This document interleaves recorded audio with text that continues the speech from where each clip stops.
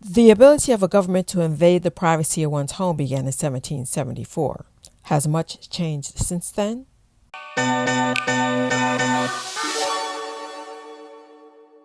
Hello, good people. My name is Janice. I am an attorney, public speaker, human rights educator, and author of the upcoming book, Dignity, Human Rights in Daily Life. Thank you for stopping by.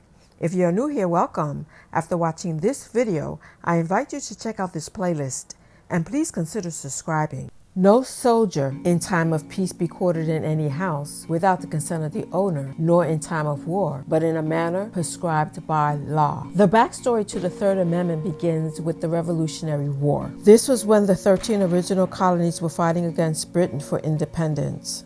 A myriad of events led to the Revolutionary War. For context, I'll briefly point out two. Since Britain did not have barracks in the New World to house their soldiers, they enacted the Quartering Act of 1765 for the purpose of allowing their soldiers to stay in livery stables, alehouses, and abandoned homes. To punish the colonists for the Boston Tea Party, which took place in 1773, the British enacted the Quartering Act of 1774, which allowed their soldiers to reside in the private homes of colonists. This is a typical home built during the colonial period. It is a log cabin, and the spaces were filled in with twigs, mud, and clay. The inside was one room divided by a chimney where the fireplace stood. Various regions had various colonial styles, but that goes beyond the scope of this video. Imagine your family living in this space. Now imagine that the Lord allows an uninvited stranger to reside with you.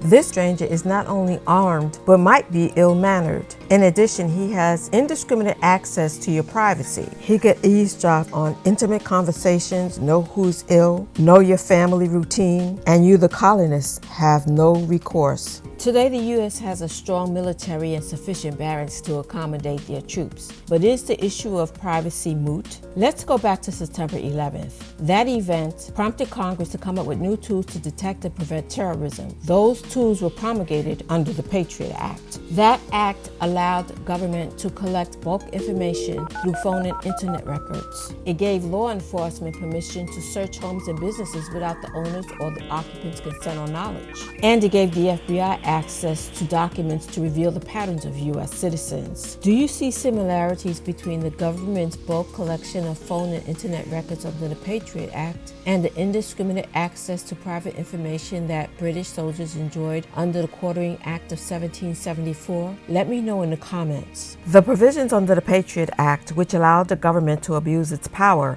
were unconstitutional. Enter Edward Snowden, a former CIA employee and subcontractor who blew the whistle on the National Security Agency when he leaked information such as a court order for Verizon to turn over the information of millions of its subscribers, specifically the numbers that they dialed in the duration of their telephone calls, and direct access to Google's, Facebook's, Microsoft's, and Apple's servers. As a result of this information becoming public knowledge, the outcry that ensued prompted President Obama to sign the USA Freedom Act, which replaced the Patriot Act. The USA Freedom Act prohibited the National Security Agency from continuing its mass telephone data collection program and required it to obtain permission from the federal courts before gaining information about targeted individuals. Although the government can't indiscriminately mine information about us, we willingly provide access to our personal information. Think of the consumer apps that you use. Are there cookies attached to your computer that monitors which sites you visit online? Are your lights programmed to go on and off at a certain time? Is your heating system automatic? Do you have online subscriptions or purchases? If so,